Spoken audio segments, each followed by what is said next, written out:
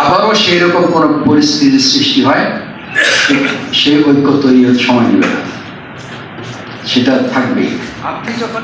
আমরা কাজের ক্ষেত্রে আসি, বিষয়টা এখানে আমাদের ম্যাক্সিমামকে একটু ধারণা দিয়েছিলাম এর সাথে।